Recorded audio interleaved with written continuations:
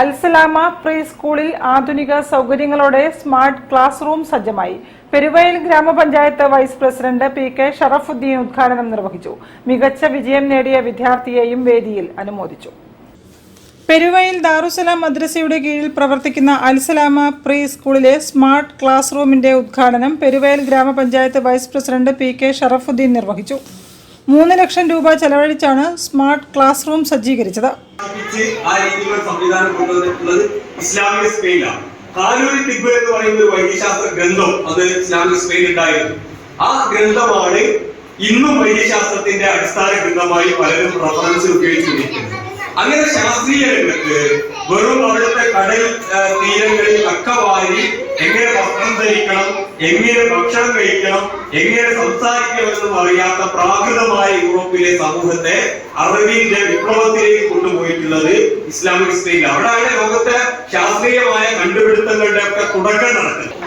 വിദ്യാഭ്യാസത്തില് ഇസ്ലാമിനെ സംബന്ധിച്ച് മതവിദ്യാഭ്യാസം, ഭൗതിക വിദ്യാഭ്യാസം എന്നുള്ള 2 തലമല്ല. അത് ഇടക്കാലത്ത് എങ്ങനെയോ ഒന്നു ചേർത്തിട്ടുള്ളതാണ്.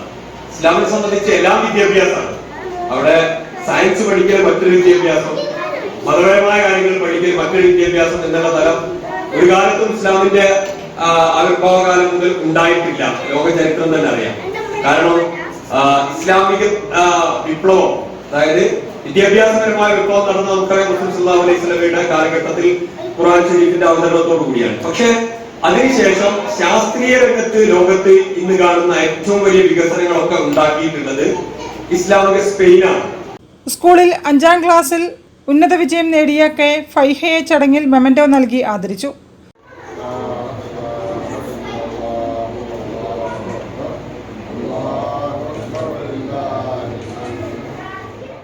ദാറുസലാം മദ്രസ പ്രസിഡന്റ് കെ. മൊയ്തീൻ അധ്യക്ഷനായിരുന്നു. General secretary K. Abdurahiman, Kodur Muhammad Musliyar, P K. Moideen Koya Haji തുടങ്ങിയവരും സംസാരിച്ചു. മതവിദ്യാഭ്യാസത്തോടൊപ്പം ഭൗതിക വിദ്യാഭ്യാസത്തിനും പ്രാധാന്യം നൽകുന്ന സ്ഥാപനമാണ് Alsalama pre school. News bureau, Mavoor. City of happiness കാലിക്കറ്റിന്റെ ആഭിമുഖ്യത്തിൽ ഓട്ടിസം ഡേ ആഘോഷിക്കുന്നു. ഏപ്രിൽ 2-ന് ഹൈലൈറ്റ്